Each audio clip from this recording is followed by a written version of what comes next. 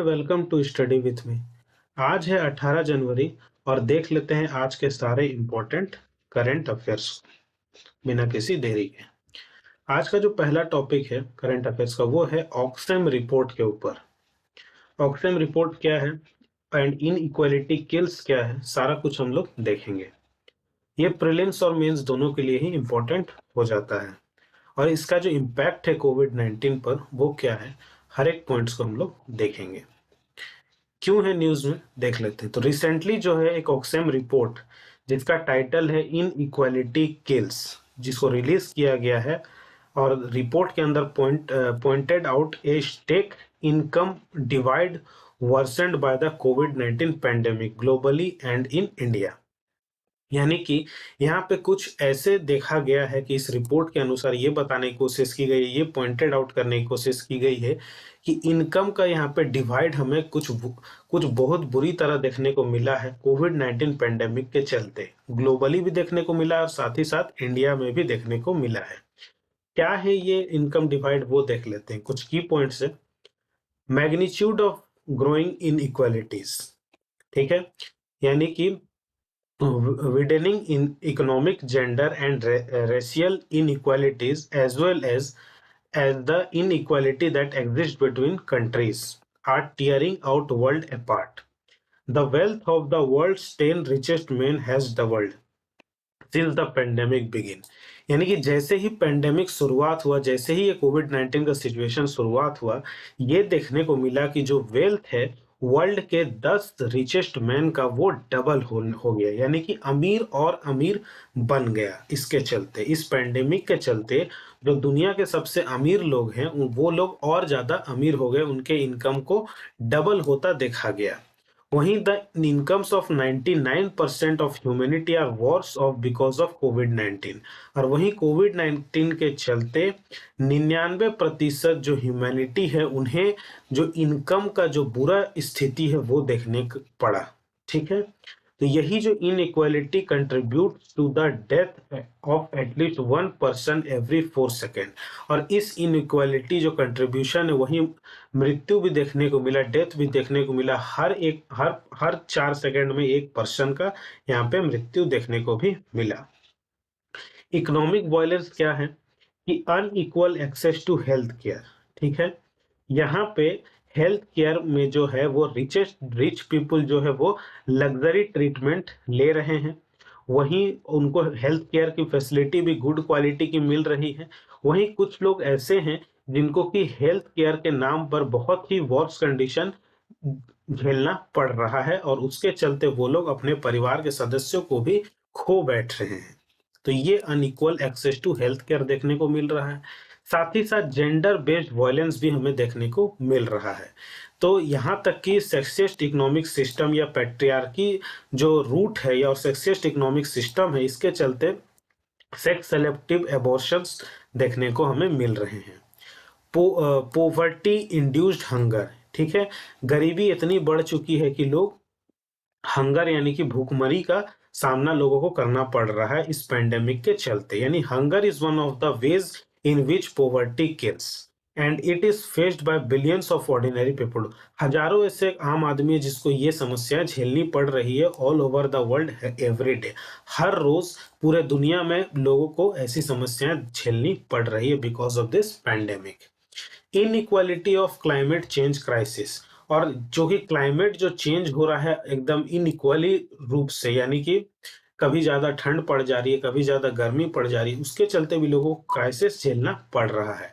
और ये जो इमिशंस हो रहा है because of the richest people are driving this climate change crisis with the CO2 emission of 20 of the richest billionaires estimated on average to be 8,000 times that of the billion poorest people।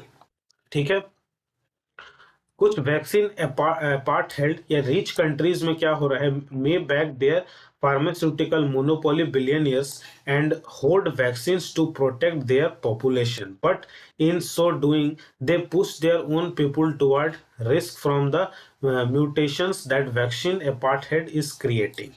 Vaccine apartheid as a concept calls attention to the effects of inequalities vaccine distribution policies on historically subordinated peoples, यानी कि जो billionaires है, यानी कि जो अमीर देश है, वो क्या कर रहा है, वैक्सीन में भी अपने आप को आगे रख रहा है, यानी वैक्सीन अपने लिए उपलब्ध पहले करवा ले रहा है। और वैसे लोग जो कि गरीब हैं या फिर जो लोग उसे अफोर्ड नहीं कर पा रहे हैं या फिर गरीब देश है, उनको वो चीज इन इक्वल तरीके से वैक्सीन मिल रहा है, यानी कि बराबर का जो डिस्ट्रीब्यूशन जो पॉलिसी है वो चीज देखने को यहाँ पे नहीं मिल रहा है। तो हर जगह जो है वो अमीर अमीर लोग जो क्या हो रहा है, वो लोग अपने पैसों के दम पर, अपनी अमीरी के दम पर हर चीज का फैसिलिटी इस पेंडेमिक के सिचुएशन में भी पहले ले ले रहे हैं। और वहीं अनइक्वल बिहेवियर देखने को मिल रहा है ऑर्डिनरी पीपल के साथ, जिनको कि किसी भी तरह की फैसिलिटी में उनको बराबर का हिस्सेदारी देखने को उनके साथ नहीं मिल रहा है। तो ये सारी समस्याएं जो हैं इस रिपोर्ट के द्वारा हमें पता चल रही है, इस ऑक्सफैम रिपोर्ट के द्वारा। तो इसमें इंडियन सिनेरियो क्या कह रहा है वो देख लेते हैं। तो decline in social security expenditure, तो ये कोविड जो कंटिन्यू हो रहा है इंडिया में, तो जब कंट्री का जो हेल्थ केयर बजट है वो दिख रहा है जो कि डिक्लाइन कर गया है 10%, 10% डिक्लाइन देखने को मिल रहा है फ्रॉम आरई, यानी कि रिवर्स्ड एस्टिमेट्स 2020-21 के कंपैरिजन में। There was a 6% cut in allocation for education, education में भी जो 6% का कट देखने को मिल रहा है टोटल फंड में से। The budgetary allocation for social security scheme, जो सोशल जो सिक्योरिटी है हमारा, उसमें भी बजट का जो एलोकेशन है उसमें भी डिक्लाइन देखने को मिल रहा है 1.5% का अपने टोटल यूनियन बजट के टू 0.6% से। ठीक है। तो ग्रोइंग इन इक्वालिटीज, तो according to the report income जो है 84% हाउस होल्ड का इन द कंट्री जो है वो डिक्लाइन देखने को मिल रहा है 2021 में।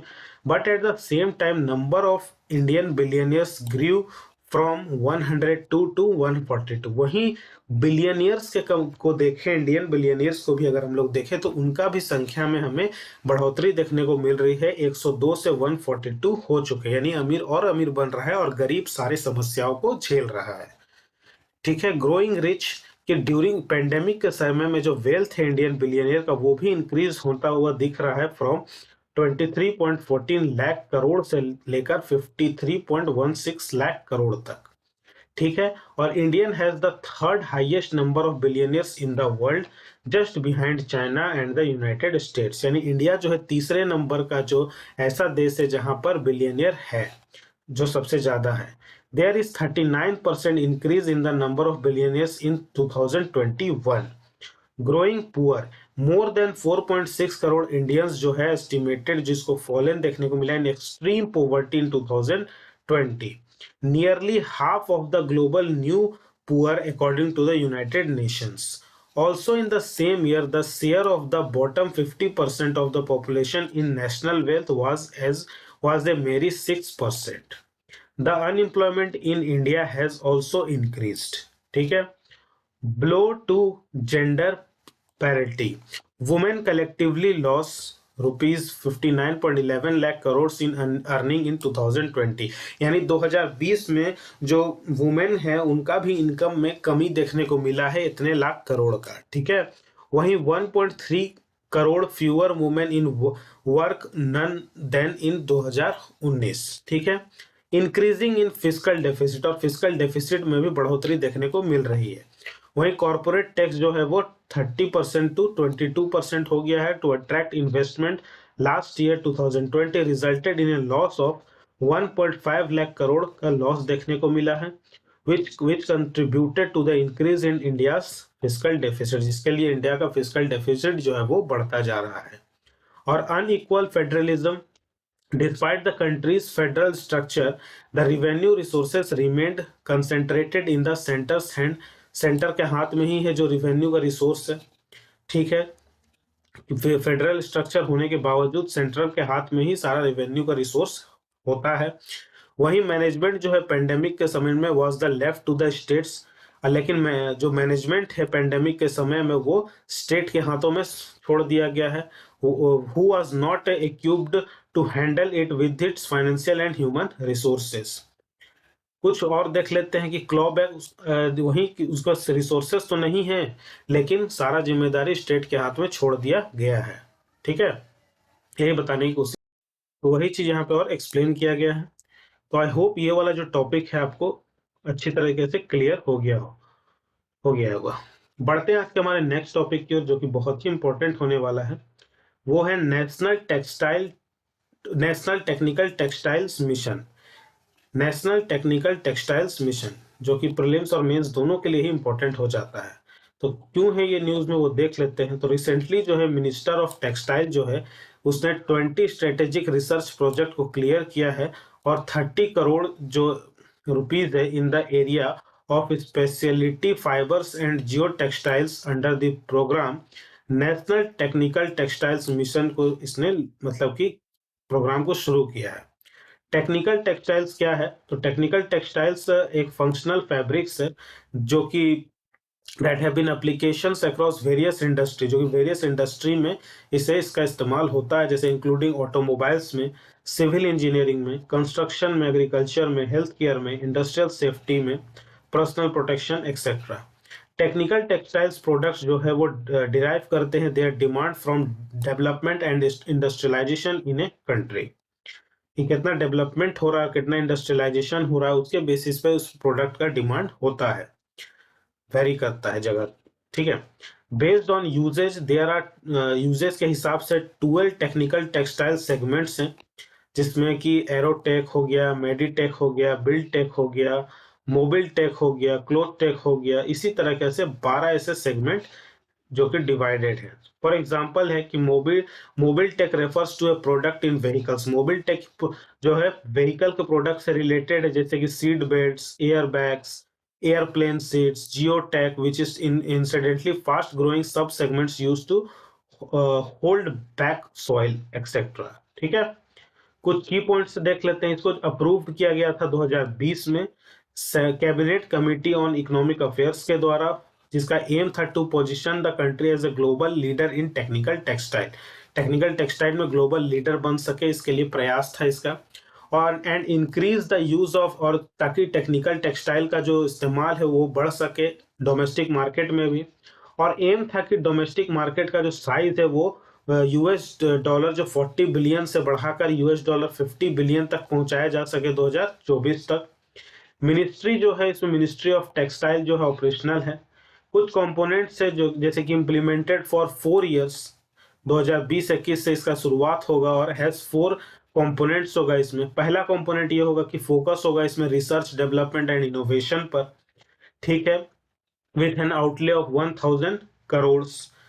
सेकेंड इसका कंपोनेंट होगा कि promotion and development of the market for technical textile.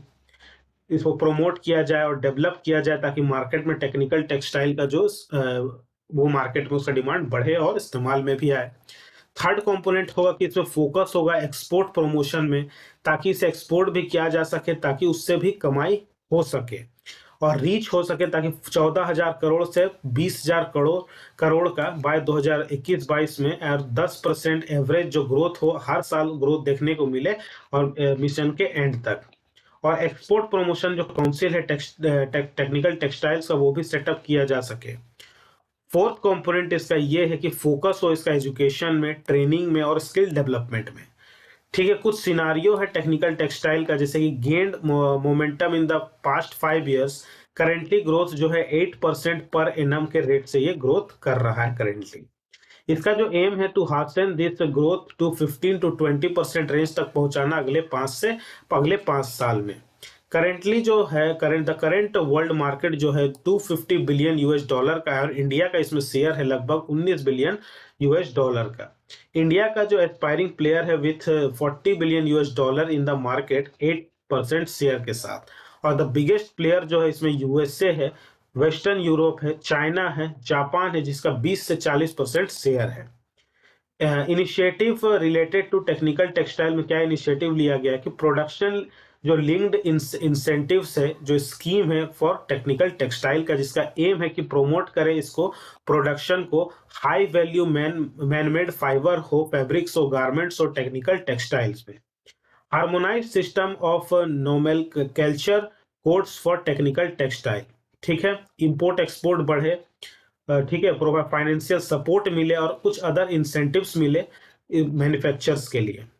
100% FDI under automatic, ठीक है, अंडर ऑटोमेटिक रूट्स इंटरनेशनल जो टेक्निकल टेक्सटाइल मैन्युफैक्चरर्स है such as Ahlstrom, Johnson and Johnson have already initiated operations in India. इतने बड़े बड़े company ने manufacturing इसका किया है इंडिया में, ठीक है।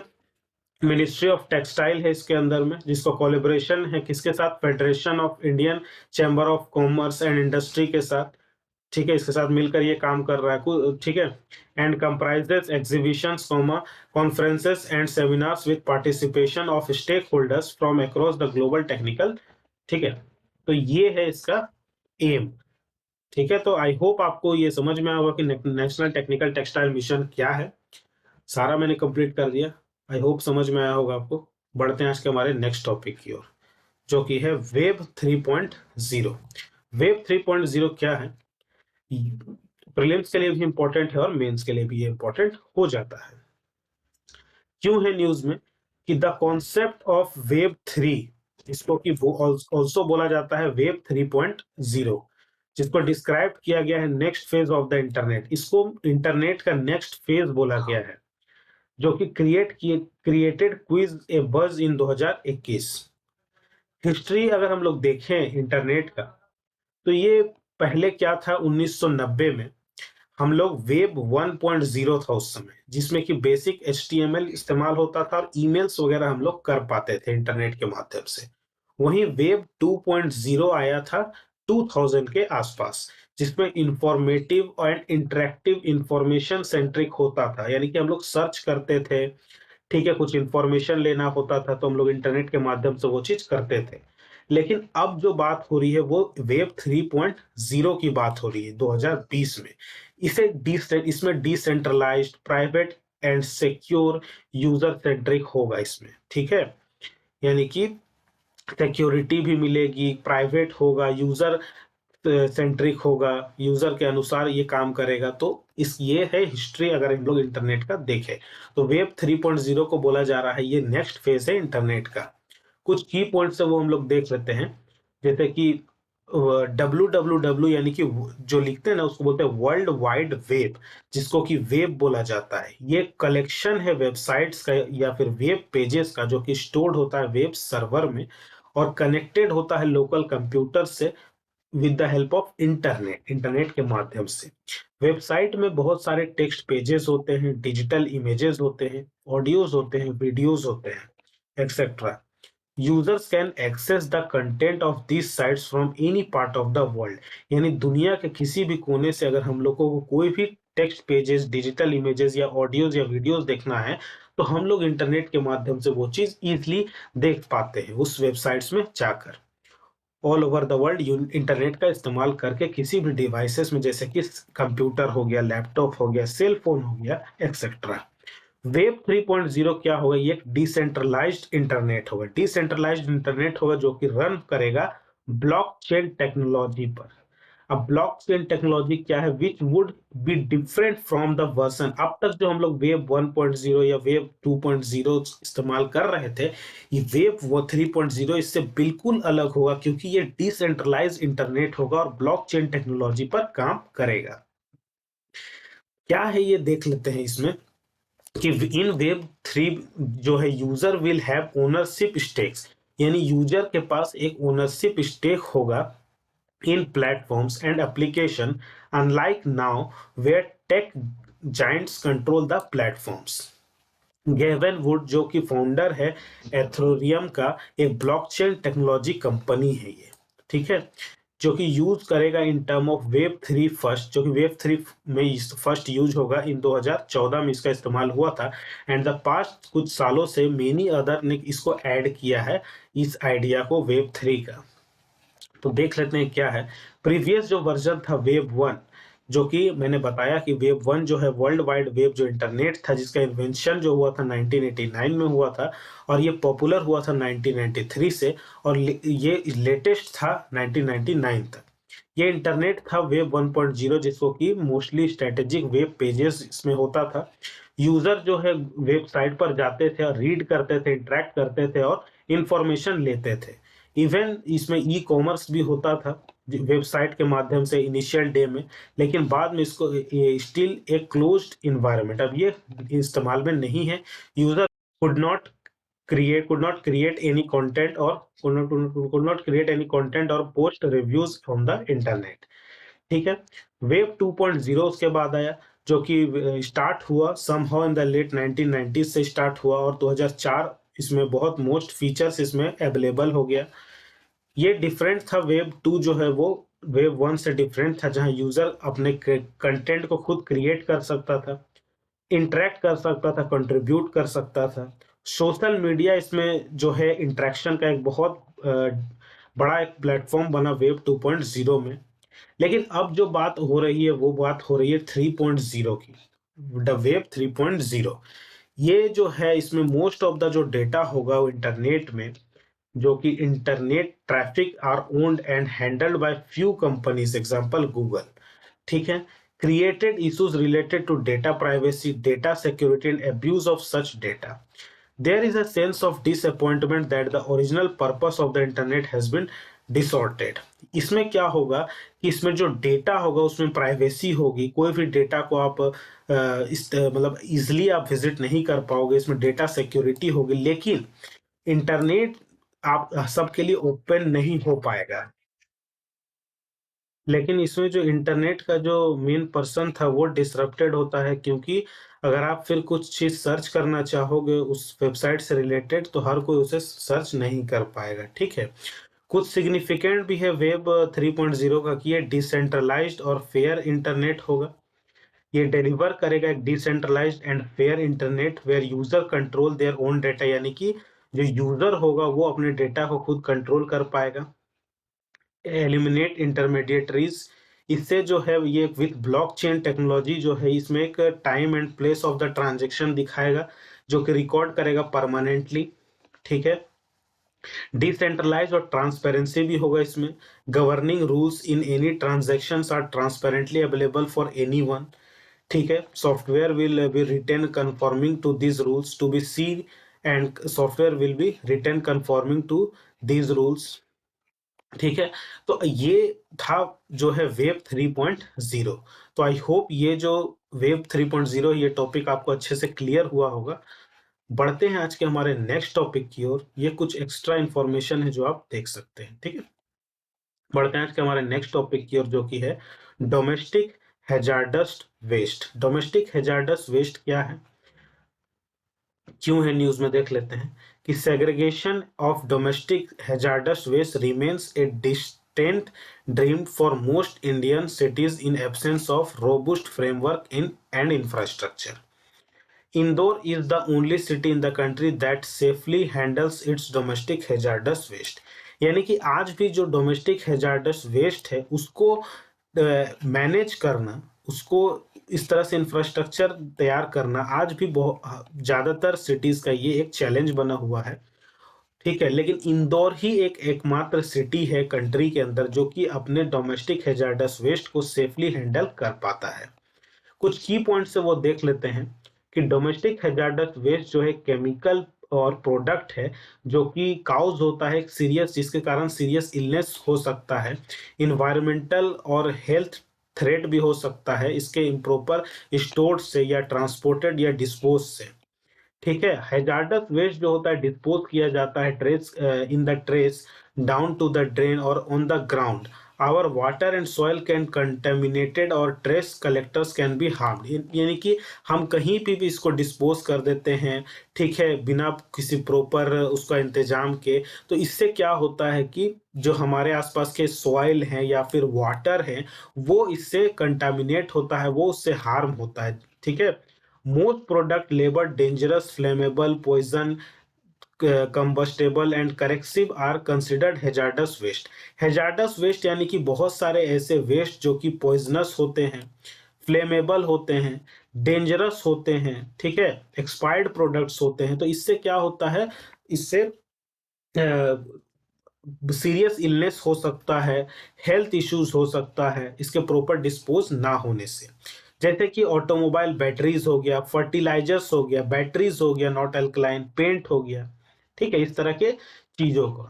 Domestic hazardous waste in India 2020 के अंदर में एक significant level toxic heavy metals का और परसिस्टेंट ऑर्गेनिक कंपोनेंट्स का, जैसे कि पेस्टिसाइड्स का, वो मिला है in the researches from the Indian institute of technology Delhi and IIT Bombay से। They analyzed fine particles from 8 dump sites across the India।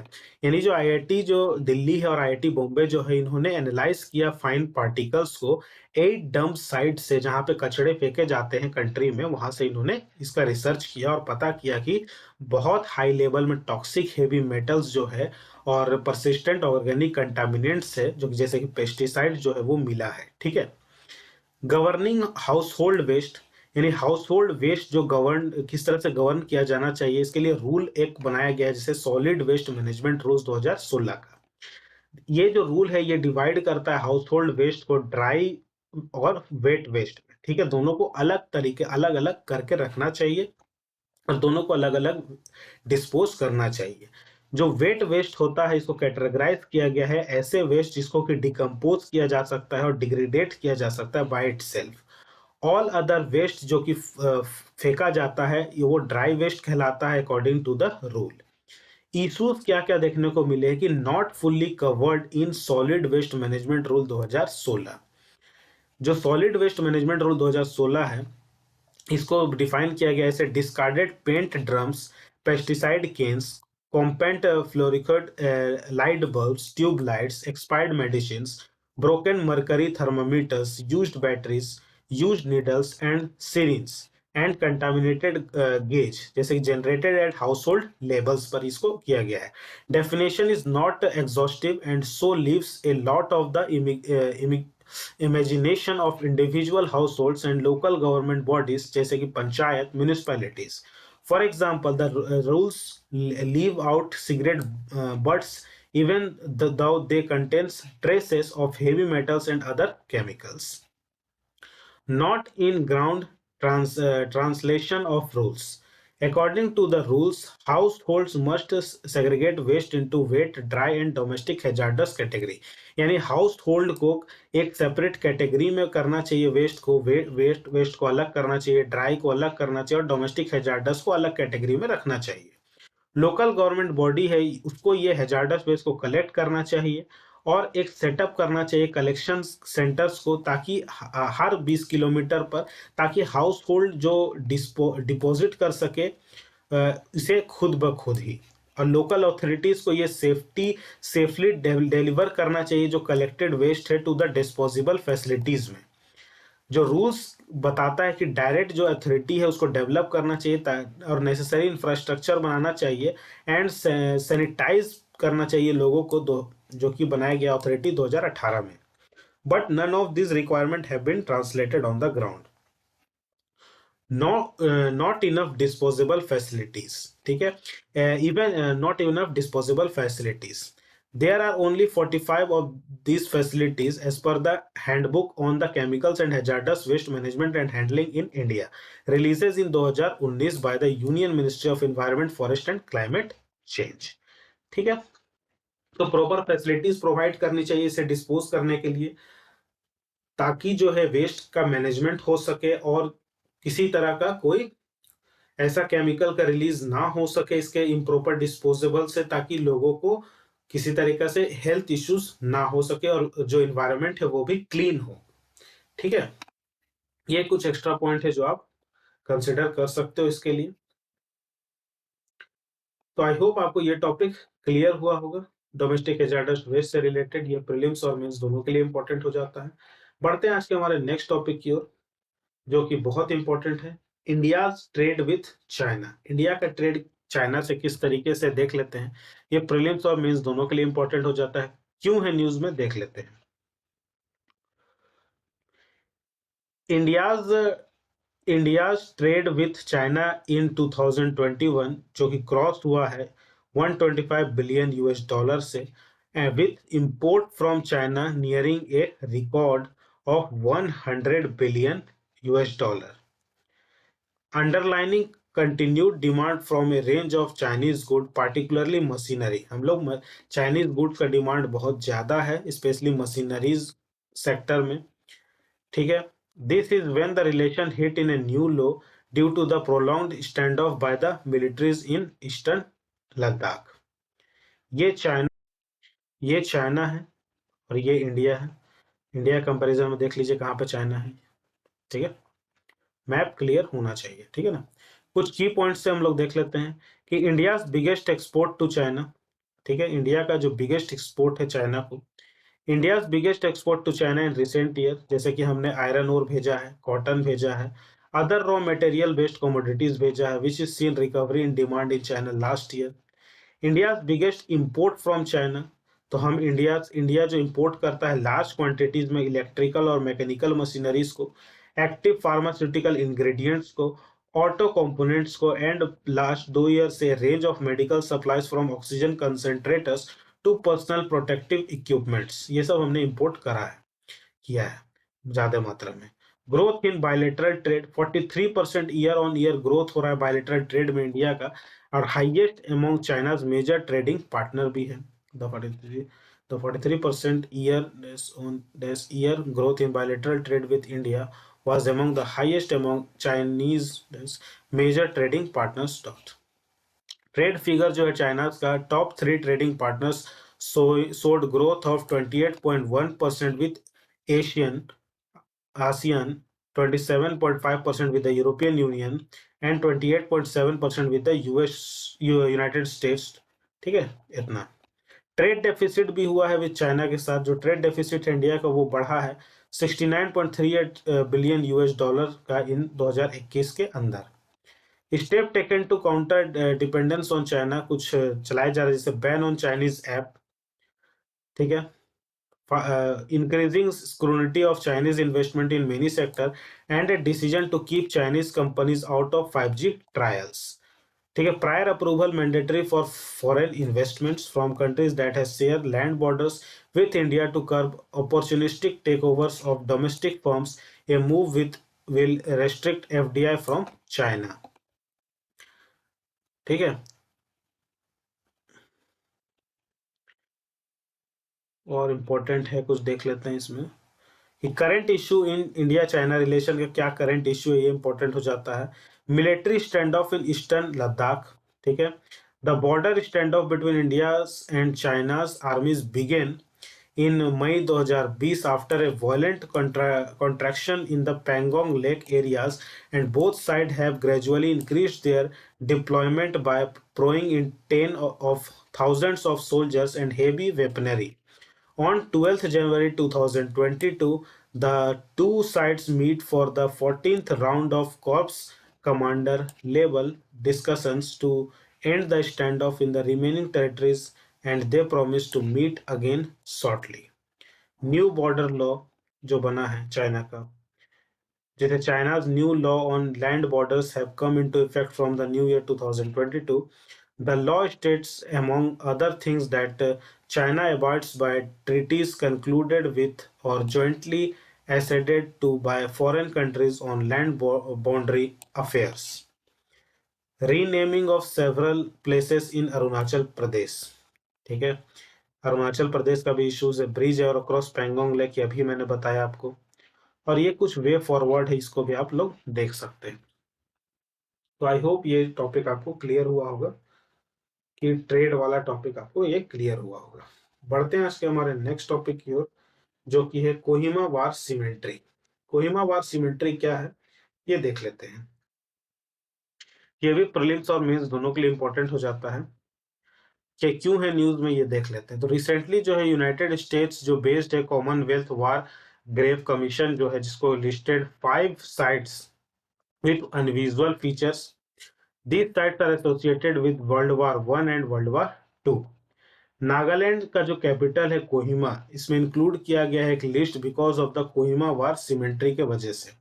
Commonwealth war Graves commission जो है ये एक इंटर गवर्नमेंटल ऑर्गेनाइजेशन, जिसमें 6 मेंबर 6 स्टेट्स है, Australia, Canada, India, New Zealand, south Africa और United kingdoms. जो ensure करता है कि मैन और वुमेन जो कि मरे थे इस वॉर में वो नेवर बी फॉरगेटेड, उन्हें कभी भुलाया जाना नहीं चाहिए। ये जो फॉर्म हुआ था 1917 में हुआ था as the Imperial War Graves Commission के रूप में। इसका जो हेडक्वार्टर है वो मेडन हेड यूनाइटेड किंगडम में है। कुछ की पॉइंट से देख लेते हैं अबाउट कि नागालैंड का जो कैपिटल है कोहिमा, यहाँ पे ओनली सीमेंट्री ओनली सीमेंट्री है अर्थ में दैट सब स्पोर्ट्स ए टेनिस कोर्ट, जहाँ पे टेनिस कोर्ट है। कोहिमा वार सीमेंट्री जो है ये 23,000 world war Graves across the continents में मेंटेन्ड बाय CWGC, ठीक है, यानी कि Commonwealth war Graves commission.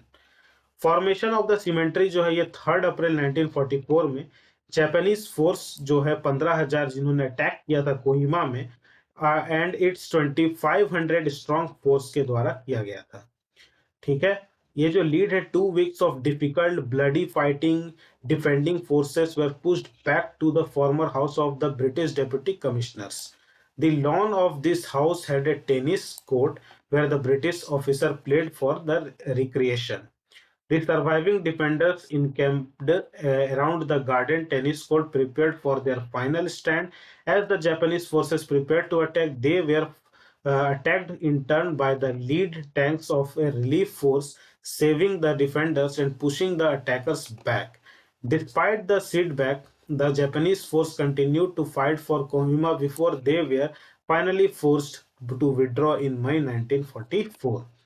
Those who had fallen in the defense of Kohima were buried in the battlefield, which later became a permanent CWGC cemetery with further burials from the surrounded areas। यानी जो लोग भी इस कोहिमा जो defence में ये जो लोग भी यहाँ पे मरे थे उनको वही उसी जगह में उनको गाड़ दिया गया था, उनको उसी जगह दफना दिया गया था और वो एक परमानेंट CWG सीमेंट्री बन गया था बाद में जाकर।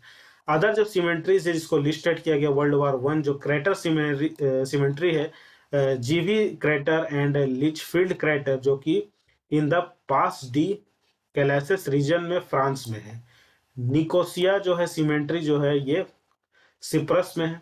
कुछ सिग्निफिकेंस देख लेते हैं of Kohima in world war 2 कि प्रेजेंट जो डे जो नागालैंड एंड एडजॉइनिंग मणिपुर जो comprise the only theatre of world war 2 in the Indian subcontinent में वर्ल्ड वार 2 का एक ओनली प्लेस हम लोग बोल सकते हैं। ये है देखिए कोहिमा नागालैंड का, ठीक है, इसी एरिया की बात हो रही है, नॉर्थ ईस्ट में पड़ता है ये। तो इन 1944 following hard fighting in the Burmese jungle, the Japanese force in the region pushed across the Chinwind River and into India. In their path was the 14th Army made up of forces from across the Commonwealth. Kohima was the key strategic importance था इसका क्योंकि ये highest peak of the pass था इस जंगल का, mountains to Dimapur Nagaland's commercial hub adjoining Assam. और the fall of Dimapur would have meant leaving the Allied defenders of Imphal at the mercy of the Japanese soldier fighting along Subhas Chandra Bose Indian National Army, ठीक है। World war 2 जो था इसके बारे में अगर आप लोग वर्ल्ड वार 2 के बारे में कुछ इंपॉर्टेंट है जिसमें एक्सिस पावर जर्मनी, इटली और जापान था। एलाइज था France, Great Britain, UK, Soviet Union and to lesser extent of China. कुछ इंपॉर्टेंट है ये आप लोग इसको देख सकते हैं। बाद बाकी ये जो टॉपिक है आई होप आपको क्लियर हुआ होगा, एक ओवरव्यू इसका आप लोग रख सकते हैं, ठीक है। पढ़ते हैं आज के हमारे नेक्स्ट टॉपिक की ओर जो कि है open data week. Open data week क्या है? ओपन डेटा वीक क्यों है न्यूज में ये हम लोग देख लेते हैं। ये ministry of housing and urban affairs के अंदर आता है। तो recently the ministry of housing and urban affairs MOHUA has announced the initiation of the open data week announce किया है, जिसको कि इनकरेज करने का काम करना है adoption of open data and promote innovation across India urban ecosystem में, ठीक है। इनोवेशन को प्रोमोट करना है पूरे इंडिया में अर्बन इकोसिस्टम में, ठीक है। इसको कंडक्ट किया जाएगा 3rd वीक ऑफ जनवरी में, 17 जनवरी 2022 से 21 जनवरी 2022 तक। ये एड्रेस करेगा कॉम्प्लेक्स अर्बन इश्यूज को जो कि ऑनगोइंग जो कोविड-19 पैंडेमिक चल रहा है उसको ध्यान में रखते हुए। की पॉइंट क्या है? अबाउट ओपन डेटा के बारे में कि फ्रीली यूज्ड होगा, reused and redistribution by anyone subject only at most of the requirement to attribute and share alike. It can be understood under three broad categories: availability and access, reuse and redistribution, universal participation. ठीक है, advantage क्या होगा open data in urban planning में? Transparency होगी, track किया जा सकेगा public money को जो कि फ्लो हो रहा है, एंड मार्केट इनसाइट्स को। मल्टी डायमेंशनल कोरिलेशन होगा करंट एंड हिस्टोरिकल ट्रेंड्स को देखते हुए, social political and environmental climates को देखते हुए। एक्शन ओरिएंटेड इसमें अप्रोच होगा जिसको कि recognise, respond to and on even predict change in real time देखा जाएगा। हाई एक्यूरेसी होगा, easy identification of inefficient and ineffective practices अगर हो रहा है तो उसको इजिली किया जा सकेगा। इन्वायरमेंटल सस्टेनेबिलिटी भी होगा, साथ ही साथ इन्वायरमेंटल इफेक्ट भी होता है। टेलर्ड सॉल्यूशन इसमें दिया जा सकेगा जिसमें allowing similar problems to be addressed across different legal frameworks and different demographics. Democratisation of data जिसको अलाउ किया जाएगा information, it will allow information to be accessible to the average and user. ठीक है, democratization of data, it will allow information to be accessible to the average end test user. It describes a methodology framework दिया जाएगा, इसे benefit होगा, minimise किया जा सकेगा harm जो पब्लिक को होता है और द टिपिकल यूजर को। ये कुछ वे फॉरवर्ड है, ये भी आप लोग देख सकते हैं। तो आई होप आपको ये टॉपिक जो है क्लियर हुआ होगा। ये भी प्रीलिम्स और मेंस दोनों के लिए इंपॉर्टेंट हो जाता है। तो आई होप आपको ये टॉपिक क्लियर हुआ होगा। बढ़ते हैं आज के हमारे नेक्स्ट टॉपिक की ओर। नेक्स्ट टॉपिक है देश के मेंटर प्रोग्राम। देश के मेंटर प्रोग्राम दिल्ली गवर्नमेंट। ये भी प्रीलिम्स और मेंस दोनों के लिए इंपॉर्टेंट हो जाता है। तो क्यों है न्यूज में हम लोग देख लेते हैं। तो recently the national commission for promotion National Commission for Protection of Child Rights suggested that the Delhi government suspend its flagship देश के मेंटर प्रोग्राम को इसको सस्पेंड करे, सजेस्ट कर रहा है कि इसको सस्पेंड करना चाहिए till the time when all the loopholes pertaining to the safety of the children are over halted. ठीक है, जब तक सेफ्टी ऑफ चिल्ड्रेन का जो लूप होल है उसको समय रहते उसको पहचाना नहीं जाएगा तब तक के लिए इसको सस्पेंड करना होगा। National commission for protection of child rights जो है एनसीपीआर, जो national commission for protection of child rights है, ये स्टैट्यूटरी बॉडी है जिसको कि मार्च 2007 में सेटअप किया गया था under the commission for protection of child rights act 2005 के अंतर्गत। तो ये अंडर एडमिनिस्ट्रेड कंट्रोल किया जाएगा ministry of women and child development के द्वारा। इसमें जो है राइट टू एजुकेशन एक्ट 2009 के द्वारा इसमें it will inquiries into complaints relating to a child rights to a free and compulsory education under the right to education act 2009। It monitors the implementation of POCSO यानी protection of children from sexual offences act 2012। कुछ key points है about it will be launched in October 2021। Aimed होगा इसका at connecting students in class 9 to 12 with voluntary mentors. 18 and 35 can sign up to be mentors through an app created by a team of Delhi Technological University and will be connected with students based on mutual interests.